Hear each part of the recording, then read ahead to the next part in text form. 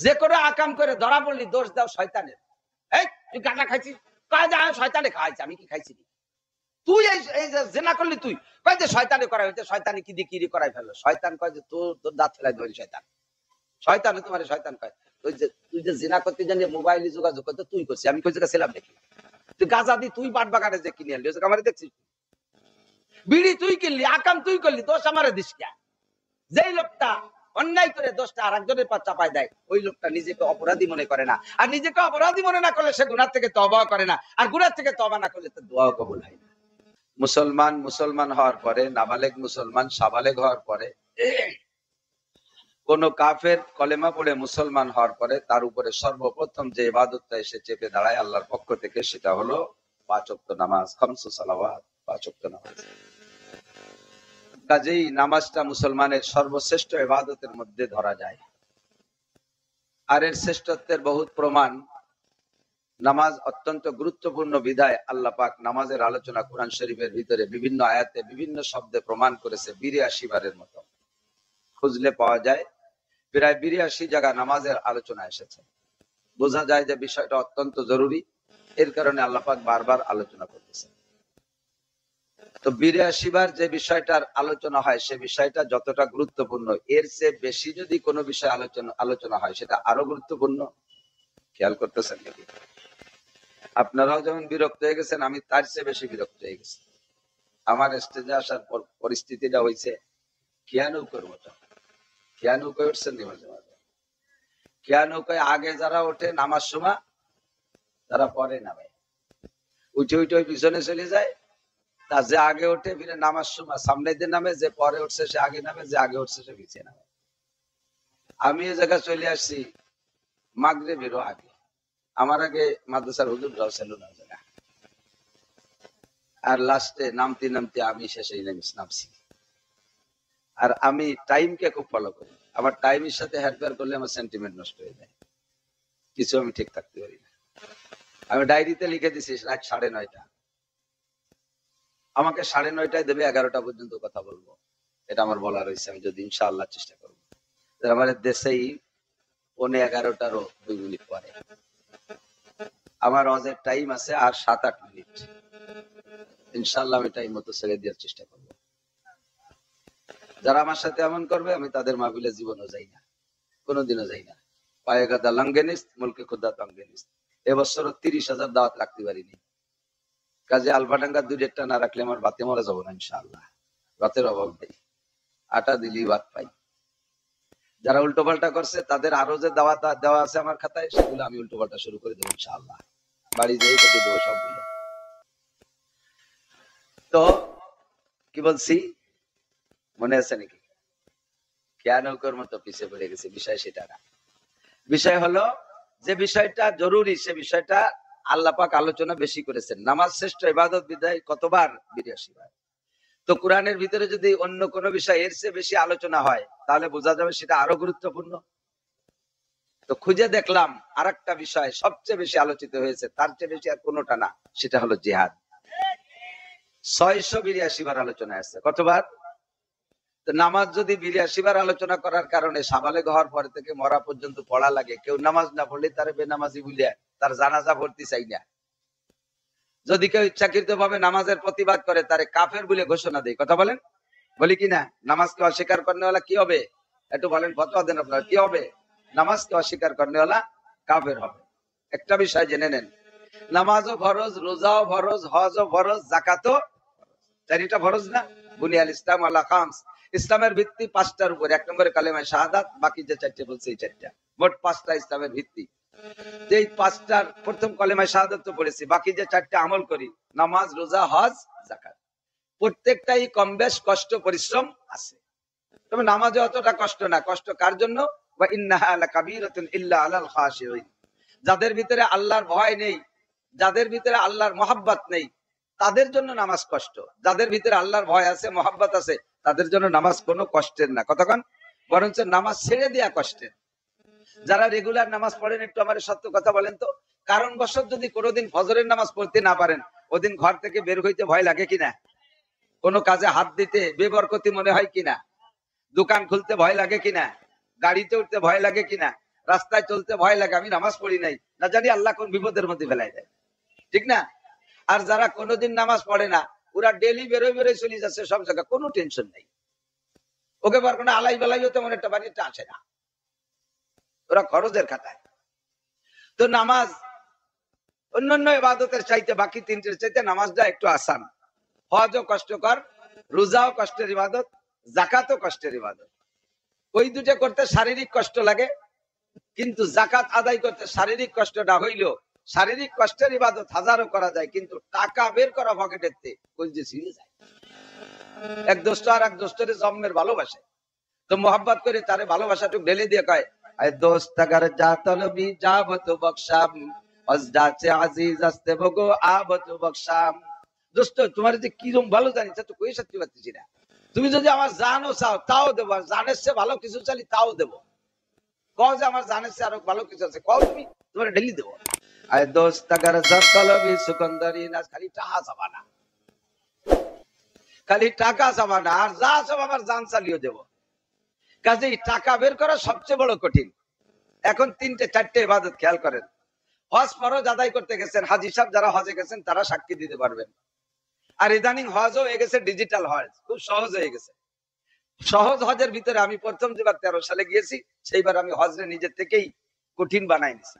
আমরা এক রুমে থাকতাম তিনজনই ইয়াং ছিলাম, 13 বছর আগে তো চুল দাড়ি পাকে নাই, শক্তি সামর্থ্য ভালো ছিল। তো সে সময় যাইয়া তিনজন সিদ্ধান্ত নিলাম, নবী পাকও পায়ে হেঁটে হজের সব আহকাম পালন করেছেন, সাহাবায়ে কেরামও পায়ে হেঁটে করেছেন, তা আমরা তিনজন পায়ে হেঁটে করবো, গাড়িতে উঠবো না।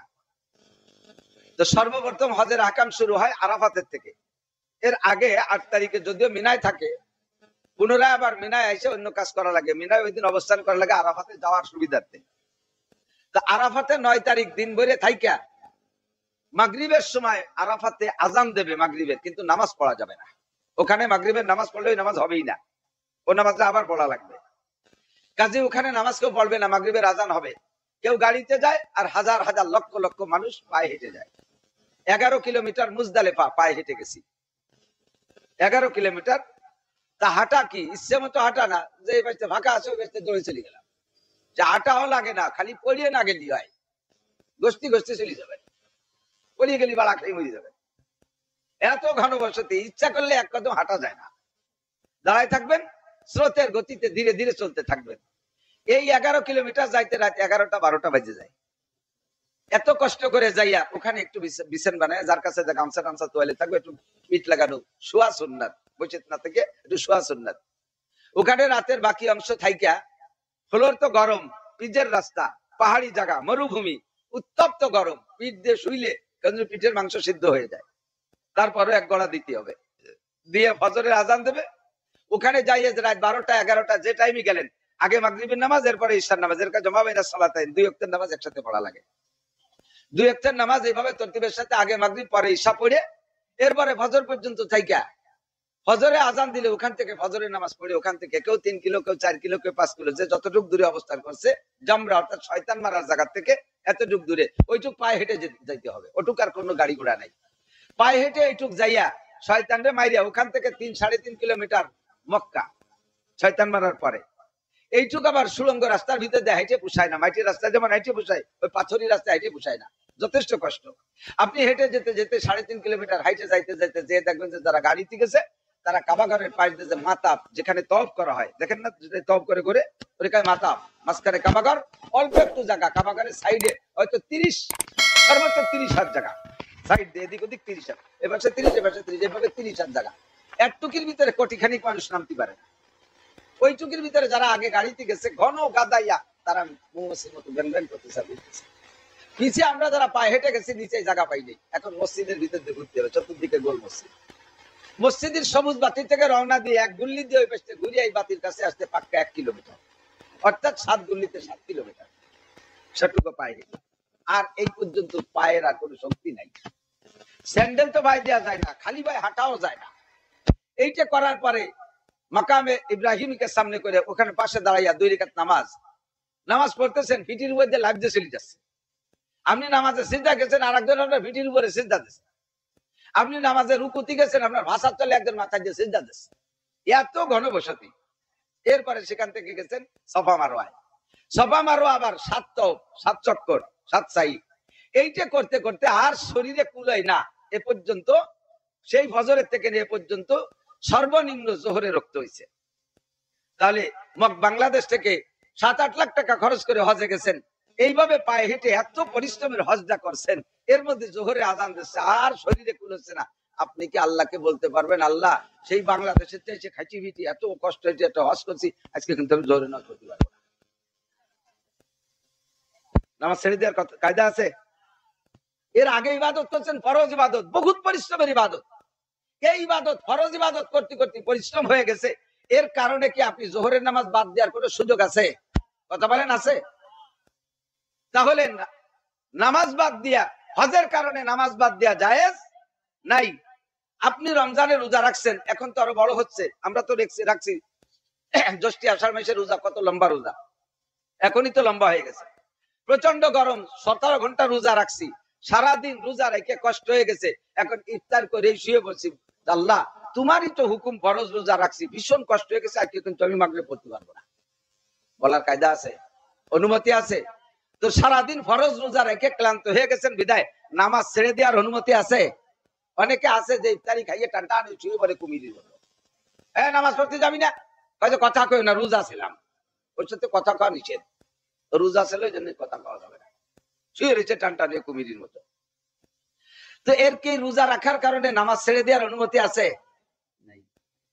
জাকাত দিতে নামছেন আপনি 10 কোটি টাকা নিয়ে, বাড়ি দাঁড়াইয়া ক্যামেরার সামনে জাকাত দিচ্ছেন না, গরিবকে ডাকিয়ে আইনে পাড়া খায় খায় জাকাত দিচ্ছেন না, ইচ্ছা করেছেন জাকাত গরিবের হক বাড়ি বাড়ি আগায় দিয়ে আসবো, এবং এটাই নিয়ম। প্রত্যেকটা ইবাদতের ফিল্ড আছে। আপনার জুমার নামাজ পড়তে কোন জায়গায় যাওয়া লাগে? কথা কয় না। আপনি বেশি অসুস্থ, এই জন্য কি কইতে পারবেন যে মসজিদ আমাকে বাড়ি চলে আসো, আমি হেনেছি নামাজ পড়তে পারি? হজ করতে কোন জায়গায় যাওয়া লাগে? মক্কায়। আপনি বুড়ো হয়ে গেছেন বলে কইতে পারবেন যে মক্কা আমাকে বাড়ি আসো, আমি একটা হজ করে দেওয়ানি নিয়ে যাই? বলার কায়দা আছে? ঈদের নামাজ পড়তে কোন জায়গায় যাওয়া লাগে? আপনাকে উঠোনে কয়মায় ভূতি দাঁড়ায় ভরিয়ে দিলেন, হবে নাকি? যাইতে হবে না ঈদগায়? তাহলে প্রত্যেক ইবাদতের যদি ফিল্ড থাকে সেই জায়গায় যাইয়ে করতে হয়, তাহলে জাকাতেরও ফিল্ড আছে, সেই জায়গায় যাইয়ে দেওয়াই উত্তম, সেটা হলো গরিবের দরজা। আপনি এই ফরজিয়াত পালন করতে জন্য 10 কোটি টাকা নিয়ে ভোরবেলা বেরোইছেন, সারা দিন ভরে হাইটে হাইটে বাড়ি বাড়ি জাকাত দিতে দিতে কষ্ট হয়ে গেছে, এখন আল্লাহরে বলেন যে আল্লাহ তোমারই তো ফরজ হুকুম জাকাত, দেখো কত কষ্ট হয়ে দিছি, আমি কিন্তু জোহর আসর ভরতে পারবো না। অনুমতি আছে? এ কথা দ্বারা আমি এটাই বুঝাইতে চাইছি যে নামাজ এত ইম্পর্টেন্ট, গুরুত্বপূর্ণ ইবাদত, যার আলোচনা আল্লাহ 82 বার করেছেন, সেই নামাজ অন্যান্য বড় বড় ইবাদত করতে গিয়ে ক্লান্ত হয়ে গেছেন, কষ্ট হয়ে গেছেন, কষ্ট পাচ্ছেন, পরিশ্রান্ত হয়ে গেছেন, তবুও নামাজ ছাড়ার অনুমতি, একটা মাত্র ইবাদত করতে যাইয়া নবী পাক 4 ওয়াক্ত নামাজকে ছেড়ে দিয়েছিলেন, কাজা করেছিলেন, সেটা হলো জিহাদ। সেটা কি? জিহাদ। খন্দকের যুদ্ধের সময় কাফেররা চলে আসতেছে, জিবরাইল এসে খবর বললেন, হুজুর খন্দক তো খুশা শেষ হয়নি, কাফেররা কিন্তু চলে আসলো, এ সময় জোহরের রক্ত হয়ে গেছে। হুজুর বললেন থাক জোহরের নামাজ, আগে খন্দক কসো। থাকলো জোহরের নামাজ, আসর হয়ে গেছে, জিবরাইল কা হুজুর খন্দক খুঁজে সারেন তাড়াতাড়ি, কাফেররা কিন্তু চলে আসলো। হুজুর বললেন থাক আসরের নামাজ, আগে খন্দক খোঁজো। হুজুরা নামাজ পড়ে নাই, হুজুর নিজেও খন্দক খুঁজতেছেন। এসে গেল মাগরিব, জিবরাইল কা হুজুর তাড়াতাড়ি খুঁজে সারেন, তারা কিন্তু চলে আসলো। হুজুর বলেন থাক মাগরিবের নামাজ, খোঁজো খন্দক। হুজুরা খুঁজলেন, সাহাবায়ে কেরাম খনন করলেন। এসে গেল ঈশা, ঈশার নামাজের রক্ত যতক্ষণ, এতক্ষণ পর্যন্ত খন্দক খনন করছেন, ঈশাও কাজা হয়ে গেছে। কথায় প্রমাণ করে হজের কারণে নামাজ ছাড়ার অনুমতি নাই, কাজা করার অনুমতি নাই, জাকাত দিতে দিতে কষ্ট হয়ে গেলেও নামাজ ছেড়ে দেওয়ার অনুমতি নাই, রোজা রাখতে যত কষ্ট হোক তবুও নামাজ ছেড়ে দেওয়ার অনুমতি নাই। একটা মাত্র ইবাদত, যেই ইবাদতটা করতে গিয়ে 4 ওয়াক্ত নামাজ বিশ্বনবী মুহাম্মদুর রাসূলুল্লাহ সাল্লাল্লাহু আলাইহি ওয়াসাল্লাম পর্যন্ত কাজা করেছেন, তাহলে প্রমাণ করে ওই ইবাদতটার সময় বিশেষ পর্যায়ক্রমে কারণবশত ওই ইবাদতটা নামাজের চাইতে গুরুত্ব বহন করে, ঠিক কিনা?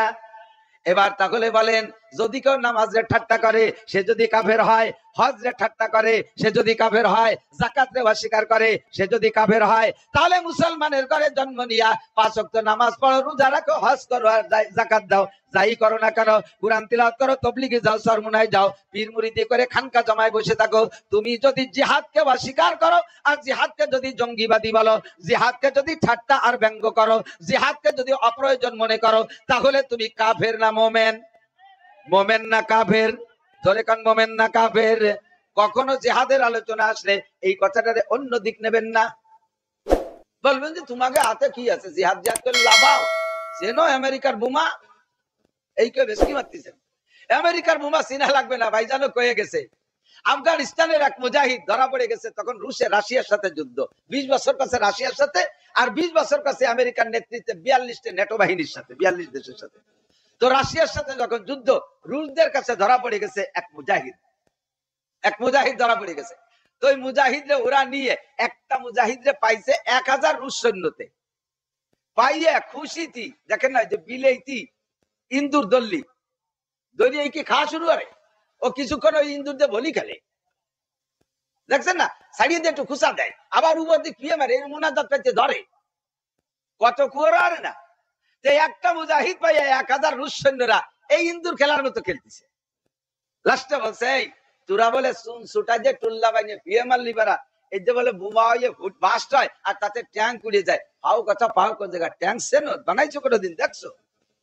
যদি তুই একটা ট্যাঙ্ক বাস্ট করতে পারিস তাহলে তোরে ছেড়ে দেবো, নইলে কিন্তু এই দেখছো তোর দিক দিয়ে। মুজাহিদ এই সময় কি তার আল্লাহ ছাড়া আর কেউ আছে? বিশ্বাস তার এই সময় কি পরিমাণ, বিশ্বাস কি পরিমাণ। মানুষের যখন বিপদে বলে তখন তার বিশ্বাসটা কিন্তু জায়গা মতো চলে যায়, ঠিক না?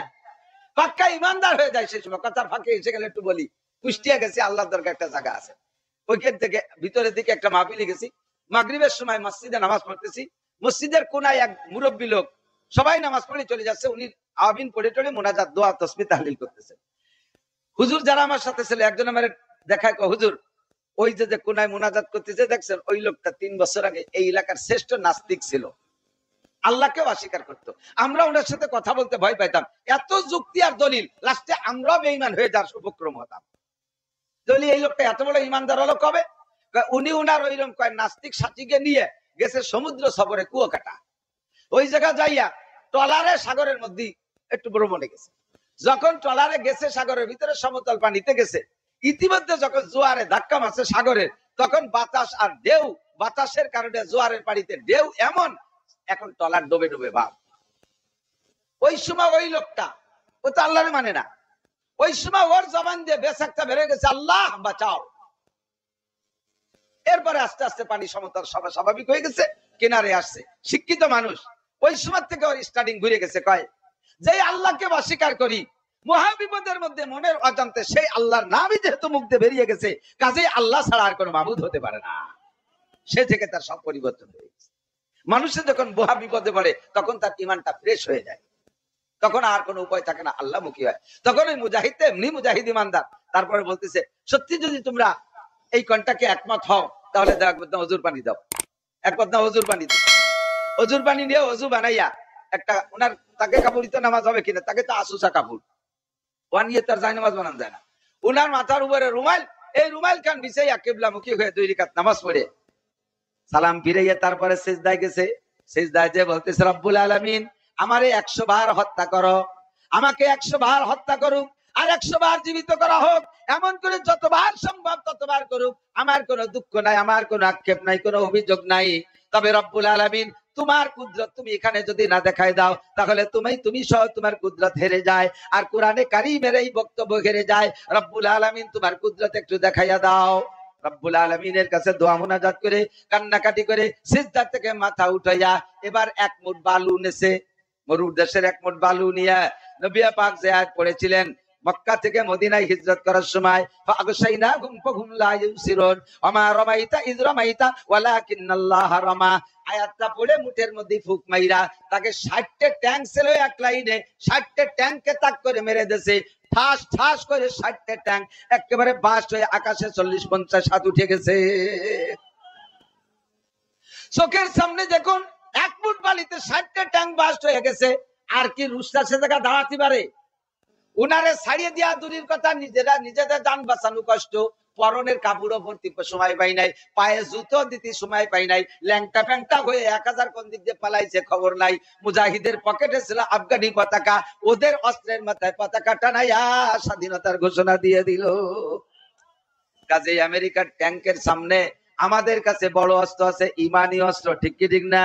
ভয়ের কোনো কারণ নাই, টিকে থাকেন ইনশাআল্লাহ। শুধুমাত্র শনিবারের একদিনের মিটিং এ, একদিনের শনিবারের সরোয়ার্দী উদ্যানের এই সমাবেশের এই খবর চলে গেছে তাদের কাছে, তাদের টনক নড়ে গেছে। যদিও বাংলাদেশ ছোট দেশ, গরিব দেশ, নিরস্ত্র দেশ, তবুও জনবল একটা বিশাল জিনিস। এর স্লোগান সকলে ভয় পায়। আল্লাহ পাক আমাদের এই জিহাদি চেতনা ভিতরে রাখার তৌফিক দান করুন।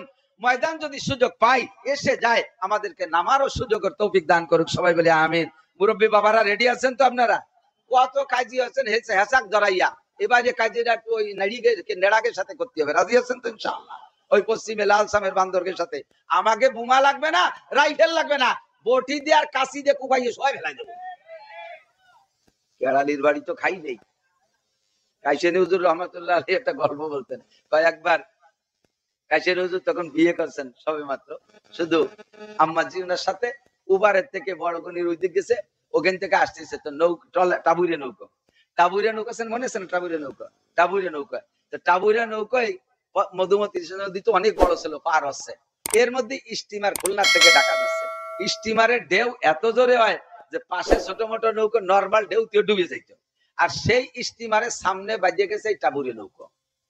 এখন হুজুরিরও জিব্বে পানি নাই, আম্মাজিরও নাই, দোয়া ইউনুস পড়া শুরু হয়ে গেছে। এখন মাঝি কি করবে? মাঝি তো দেখতেছে তলে পড়ে যাচ্ছি, আর স্টিমার অত বড় বাইসাইকেলের মতো ফেরাই ঘুরে ফেললাম।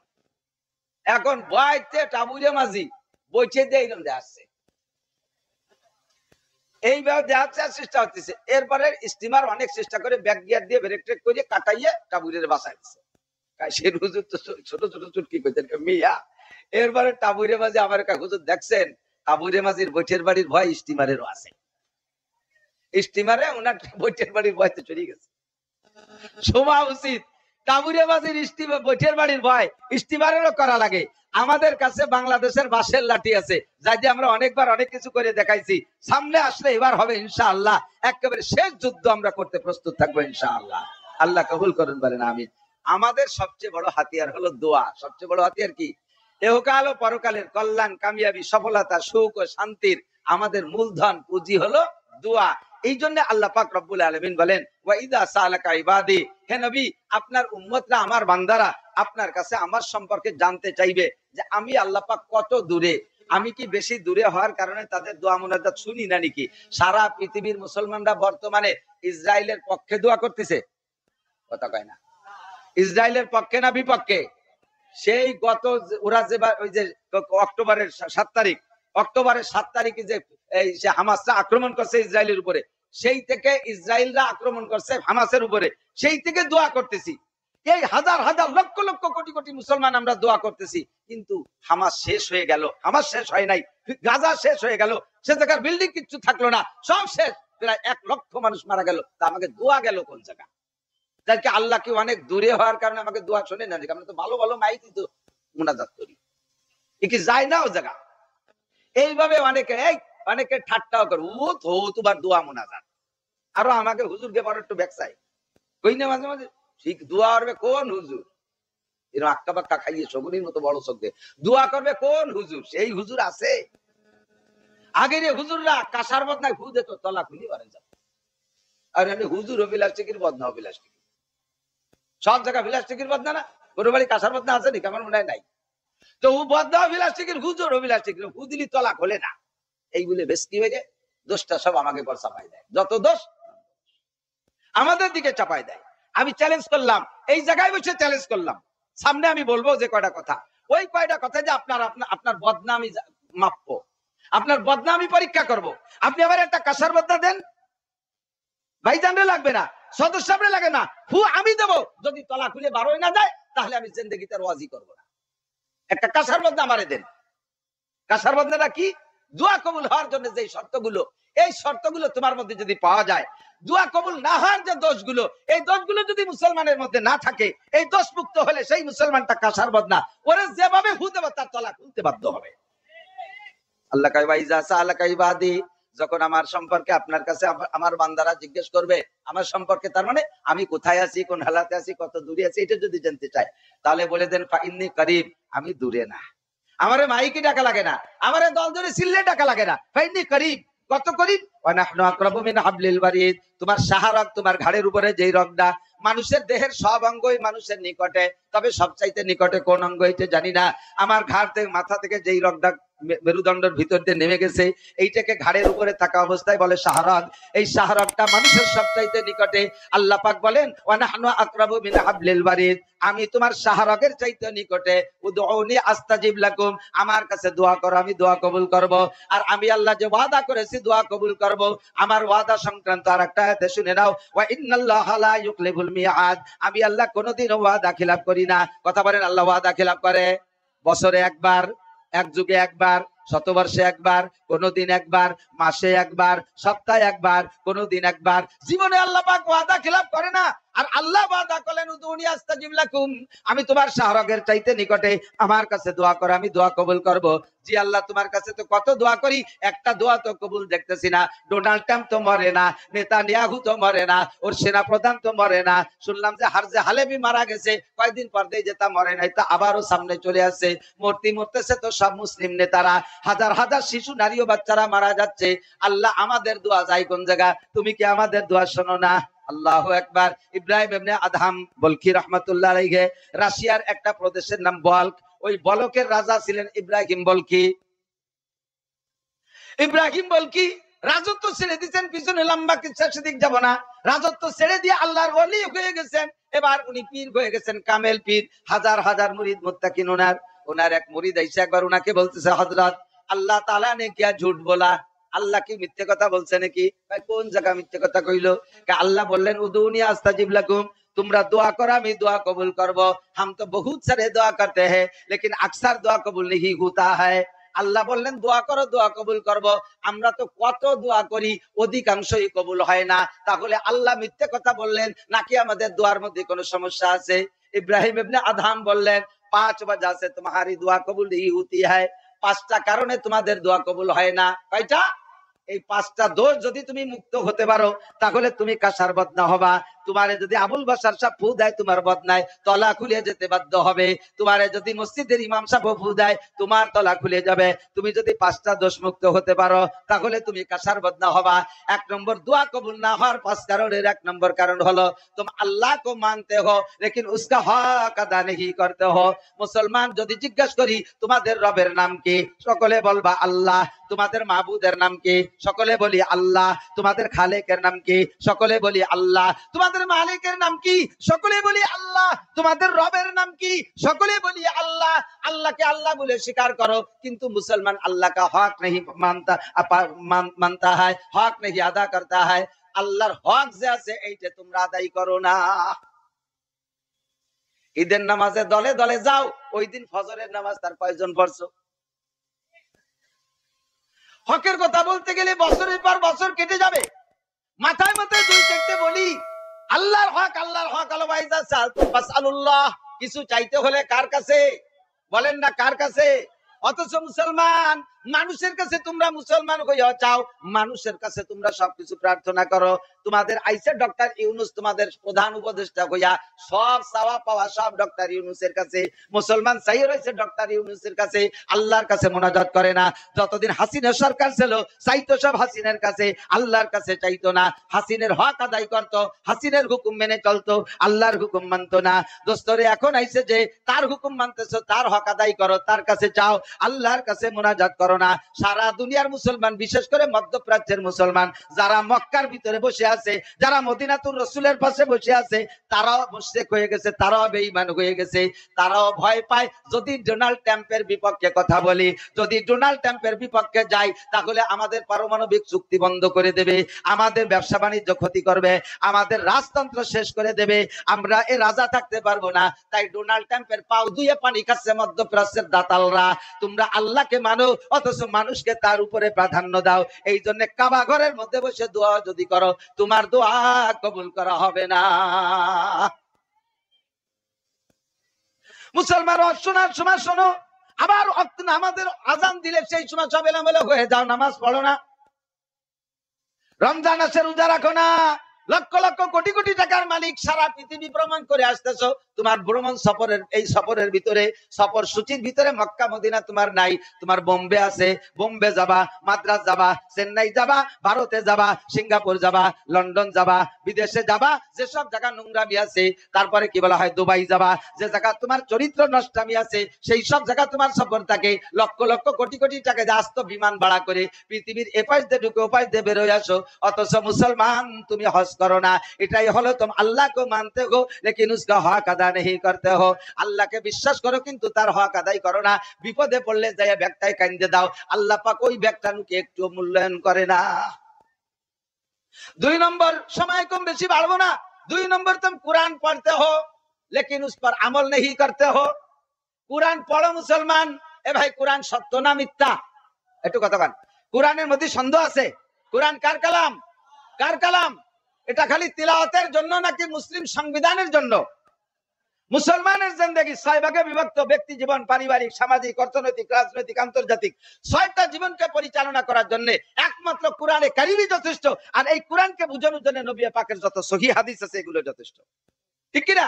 শুধু কোরআন দিয়ে পারবে না। একদল আছে খালি কোরআনের ভক্ত, কথা লম্বা হয়ে যার হয়তো যদি সত্যি যাচ্ছি না। একদল আছে খালি কোরআনের ভক্ত, কোরআনের তাফসীর হবে, কোরআন দিয়ে দেশ চালাবে, আদৌ পারবে না খালি কোরআন দিয়ে দেশ চালাই। কোরআনকে আগে বুঝতে হবে, কোরআনকে বুঝতে জন্য নবী পাকের সহিহ হাদিসকে বিশ্বাস করতে হবে। কোরআন আর হাদিস দিয়ে রাষ্ট্র চালাইতেছে আফগানিস্তান, ভাইও কইছে যে বক্তা আসবে তার জবান একটু একটু শুনবেন, এমন সুন্দরভাবে চালাচ্ছে। তাদের এই সৌন্দর্যের বরকতে আল্লাহ তাআলা আসমান থেকে অসংখ্য বরকত আর রহমত নাজিল করে দিয়েছে।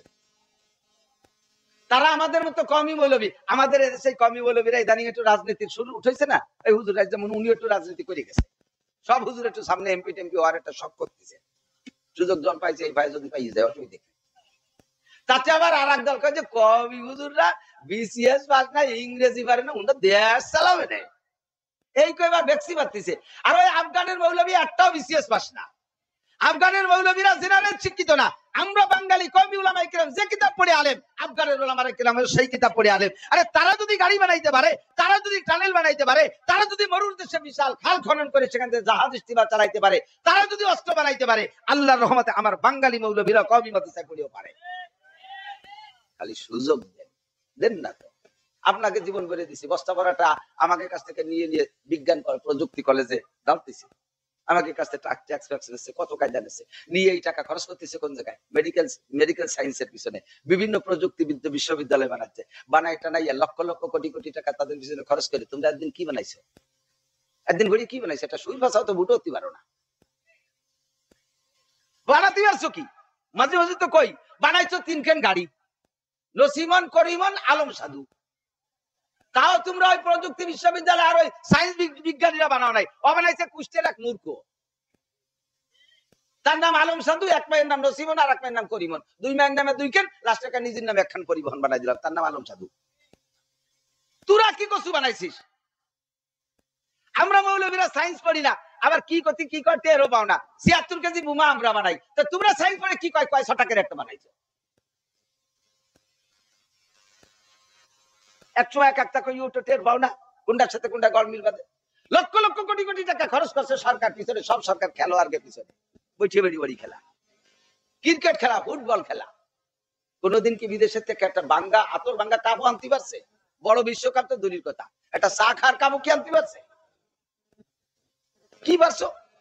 যা সময় দিয়ে যা সাজি বুঝে গেছে, ওরে বাবা গায়ে পতাকা, ব্যাটে পতাকা, ভাষায় পতাকা, ব্যাগে পতাকা, কপালে পতাকা, বাংলাদেশ পতাকা, বাংলাদেশের টাইগাররা যাচ্ছে শ্রীলঙ্কা, মালদ্বীপ, পাকিস্তান, ভারত ঘুরিয়ে সব হরিণ টরি শিকার করে নিয়ে আসবে। যার সময় গেল আসলো কবে তা খবর পেলাম না, জিজ্ঞেস করছি ওরা তো গেল আসলো কবে, কয়েক সাইডে গেছে তো সব জায়গা, পরে এই বেশি ভ্যানে টেনে চলিয়েছে। আর আমার সোনার হাফেজ আলেমরা বাংলাদেশ থেকে যায়, আর বাংলাদেশে আসে কিভাবে? মক্কায় যে জায়গা কোরআন নাজিল হয়েছে সেই মক্কিওয়ালাদেরকে হারাই দিয়া আমার বাংলাদেশের হাফেজরা 1 নম্বর হয়ে বাংলাদেশে আছে, কথা বলে ঠিক ঠিক না? মধ্যপ্রাচ্যে মুসলিম কান্ট্রি সব দেশকে হারাই দিয়া আমার হাফেজরা 1 নম্বর হয়ে আসে, যেখানে তারা মেহনত করে সেখানে তারা 1 নম্বর। আমরা সায়েন্স মধ্যে ঢুকি, দেখবা যে তোমরা আমাদের কাছে ভর্তি বাধ্য হবা, আমাকে বিসিএস পড়া লাগবে না, আমাকে কোরআন শরীফের মধ্যে সায়েন্স আছে, আমরা অধিক যাই না, তোমরা বানাচ্ছ আমরা পাইতেছি, ব্যবহার করতে খালি খেলে অনেক জীবিত লাভ কি। আল্লাহু আকবার। তো কোরআনকে বিশ্বাস করেন, কোরআনকে পড়েন, কিন্তু কোরআনের পর আমল করেন না। কোরআনের মধ্যে সুদের কথা আছে না নাই? সুদ ছাড়তে বলছে না খাইতে কইছে? আল্লাহ বলছে তোমরা সাধ্য অনুযায়ী সুদ খাও। সুদখোররে তোমরা মাথায় রাখো, এটা আল্লাহ হুকুম করছে। তাহলে সুদখোররে ছাড়তে বলছে, সুদখোররে পরিত্যাগ করতে বলছে, সুদ খাওয়ারে জিনার চাইতে বড় অপরাধ বলেছে, আপন মায়ের সাথে 36 বার জিনার গুনাহ লেখার কথা বলেছে সুদের বিনিময়। আর সেই কোরআন পড়া মুসলমান আবার প্রত্যেকে সুদের সাথে জড়িত। ব্যারাক, অ্যাডামস, কারিতাস, বিআরডিবি, শনিবার, জাগরণী চক্র, আশা, প্রশিকা, গ্রামীণ ব্যাংক, কোন বাড়ি নাই, কোন গ্রামে নাই, কোন মহল্লায় নাই, এত সুদে টাকা হারাম খাইয়ে আবার হাত পাইতে বলছে রব্বানা আতিনা ফিদ দুনিয়া হাসানা, আল্লাহ দুনিয়ার হাসানা দাও। আল্লাহ কয় তোমার আশা হাতে দিয়ে বাড়ি ভাটাই দেবো। আশা আছে না, নারকেলের আশা, ফুটু আশা হাতে দেবো, নদী কিছু থাকবে না।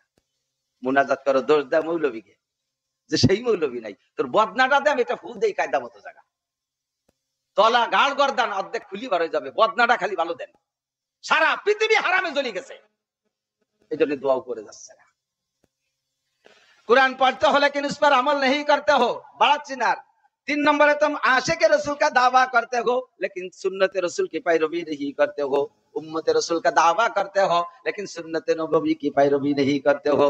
रसूलेर उम्मत बोले दाबी करो, ला इलाहा, कलेमा पढ़ेन, ला इलाहा ইল্লাল্লাহু মুহাম্মাদুর রাসূলুল্লাহ, আল্লাহ ছাড়া মাবুদ নাই, আমাদের নবীর নাম মুহাম্মাদুর রাসূলুল্লাহ। নবীর উম্মত বলে দাবি করো কিন্তু মাথা থেকে পাতালু পর্যন্ত কোন জায়গা সুন্নাত নাই। তো কো যাওয়া সুন্নতে আহমদ কো যা बा मोहम्मद काई बुआद निस्बत तुरा, कल्ब में सोज नहीं, रूह में एहसास नहीं, कुछ भी पैगाम मोहम्मद का तुझे पास नहीं। তোমার মাথা দেখলি মনে হয় যেন তুমি পশ্চিমে খ্রিস্টানের মাথা, তোমার দাড়ি দেখলি মনে হয় যেন মেসির উম্মত।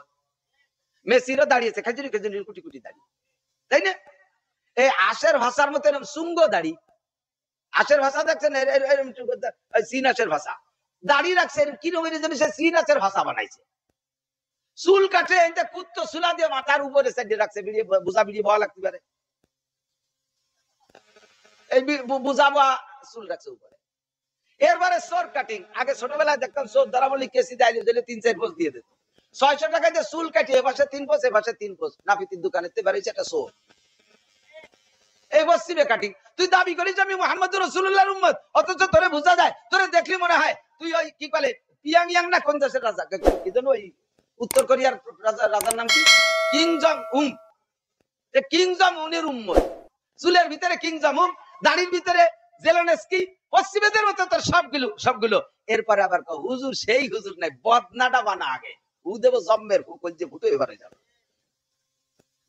उम्मत रसूल का दावा करते हो लेकिन सुन्नत रसूल की पैरवी नहीं करते, उम्मत बोले दाबी करो सुन्नत नहीं, गोमेते বিরাস ফায়ার করো নেশা কাছে বগেটে এ জায়গা নেশাকের ইন্টারভিউ নিলে মৌলবীরা ফেল করবে, বহু মৌলবীর বগেটও নাই, অথচ মেসাকের ভিতরে বিশাল বরকত। বিরাজ করো সবাই, মেসাক ভালো লাগে না, কতটা বলবো, সারা গায়ে কোথাও সুন্নত নেই, সংসারের মধ্যে সুন্নত নেই, কোথাও সুন্নত নেই, এই জন্য দোয়া কবুল হয় না। 4 নম্বর কারণ, 4 নম্বর এদিক তাকান, 4 নম্বর কারণ হলো तुम शैतान को लानत करते हो और खुद शैतानी काम करते हो। যে করে আকাম করে ধরা পড়লি দোষ দাও শয়তানের, এই তুই গাঁজা খাইছিস, কয় যে শয়তানে খাইছে, আমি কি খাইছি? তুই এই যে জিনা করলি, তুই কয় যে শয়তানে করা হয়েছে, শয়তানি কি দিয়ে কি করাই ফেললো, শয়তান কয় যে তোর দাঁত ফেলাই দেবে শয়তান, শয়তান তোমার শয়তান কয় তুই যে জিনা করতে জানি মোবাইলে যোগাযোগ করতে তুই করছিস, আমি কই জায়গা ছিলাম নাকি? তুই গাঁজা দি তুই বাট বাগানে যে কিনে আনলি, আমারে দেখছিস, বিড়ি তুই কিনলি, আকাম তুই করলি, দোষ আমারে দিস কে?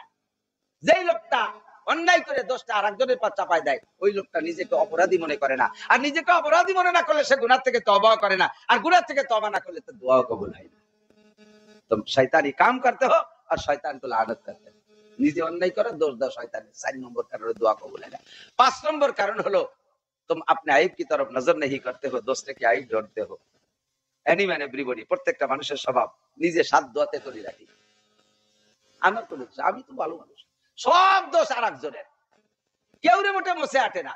হুজুর সিনি হুজুর কেউ সাল মাই হয়, সাল ওটা দোষ, চার মনের হুজুরের গুটি খানিক সাল, তো কি হয়েছে? তো চল দেখি হুজুরকে ছেলে মেয়ে যদি দোষ হয়, তার দুনিয়ার সর্বপ্রথম মানুষটা তো আদম আলাইহিস সালাম হুজুর, তার ছেলে মানে তোর মতো বুদ্ধিমান হয় দাও তো কোন জায়গায় কতক্ষণ থাকে চার দোকানে বসে মিনি সংসদ ভবন, ওই জায়গা বসে দুনিয়ার উলট পালট করে, আহমদ ছবি চাপ ভালো না, সাইকুল হাদিস ভালো না, ছয় মুনার হুজুর ভালো না, কেউ ভালো না, উনি খালি ভালো, আমরা অত নামাজও পড়ি না, অত খারাপও না, তা তুমি কি ভালো কি?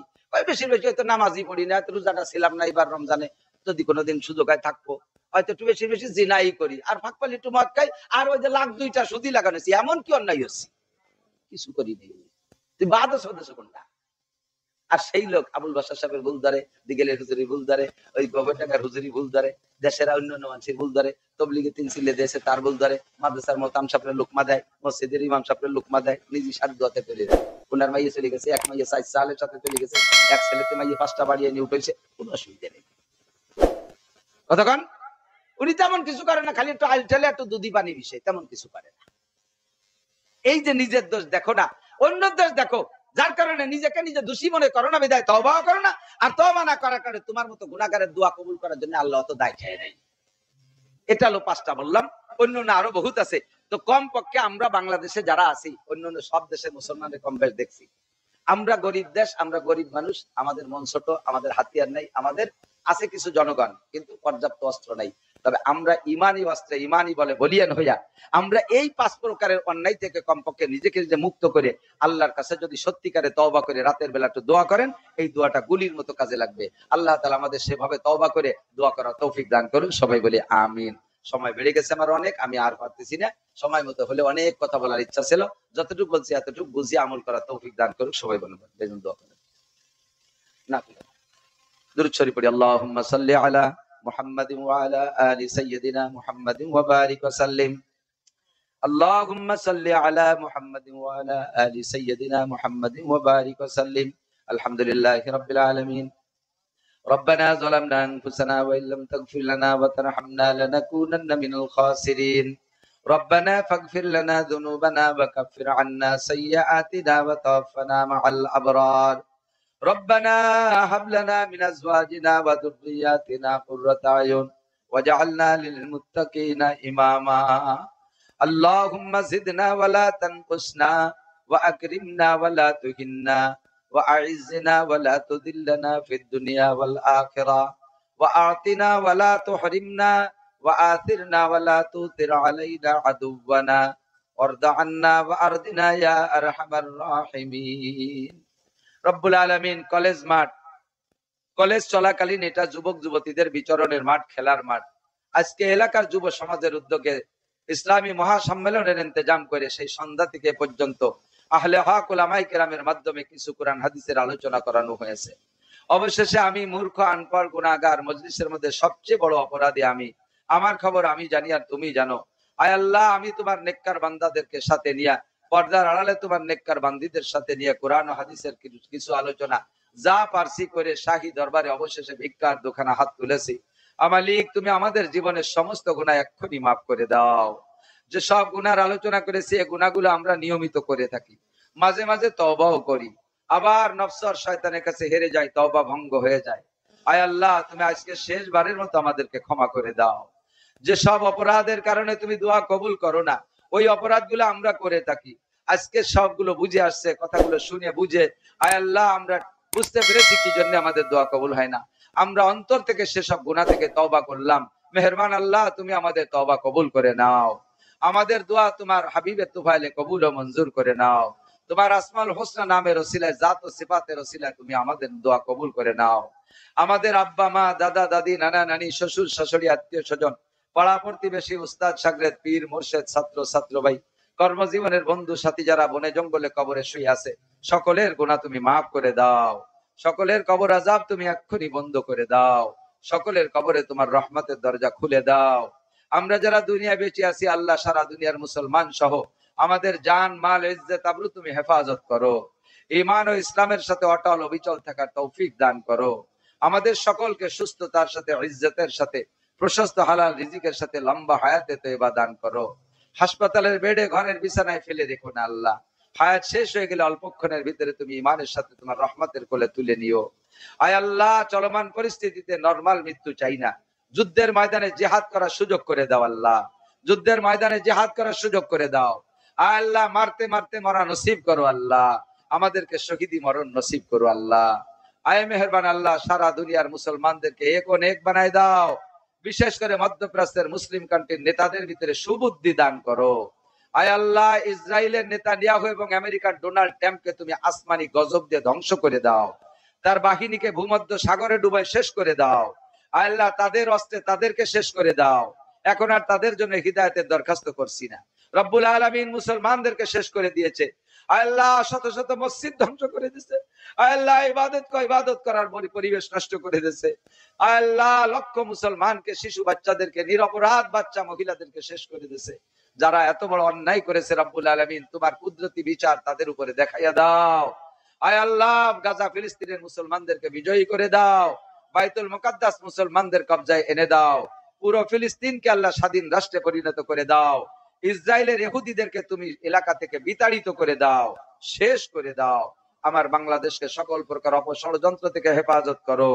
আয় আল্লাহ যেমন রাষ্ট্রপ্রধান হইলে তুমি আসমানি রহমত জমিনি বরকত দান করো বলে ওয়াদা করেছো, এরকম নেতা আমাদের জন্য ব্যবস্থা করে দাও। আয় আল্লাহ এরকম নেতার ব্যবস্থা করে দাও। যেই যুব সমাজ মাদ্রাসার উলামায়ে কেরামরা সহযোগিতা করে মাহফিলের ইন্তজাম করেছে, আল্লাহ তাদেরকে তুমি দিনদার, ইমানদার, পরহেজগার বানায় দাও। এই যুবকদেরকে মুজাহিদিনদের কাতারে কবুল করে নাও। আয় আল্লাহ উলামায়ে কেরামকে তুমি কবুল করে নাও। পাশের মাদ্রাসাটা তুমি কবুল করে নাও। আয় আল্লাহ মিঠাপুর মাদ্রাসা তুমি কবুল করে নাও। আয় আল্লাহ এখানে দাওরা হাদিস পর্যন্ত পৌঁছানোর ব্যবস্থা করে দিও। আজকের মাহফিলের আয় আল্লাহ পরিশ্রমী যুবক যারা আছে সকলের আমলনামা তুমি নেকি দিয়ে ভরে দাও। আয় আল্লাহ মাহফিল পর্যন্ত শেষ না, তাদেরকে তুমি দিনদার, ইমানদার, পরহেজগার, টুপিওয়ালা, পাগড়িওয়ালা, জুব্বাওয়ালা বানায় দাও। মা বোন যারা পর্দার আড়ালে কথা শুনছে তাদের পক্ষে যে কথাগুলো আসছে সে কথাগুলো তাদের আমল করা তৌফিক দান করো। পারিবারিক অশান্তি থাকলে দূর করে দাও। খাস পর্দা করা তৌফিক দান করো।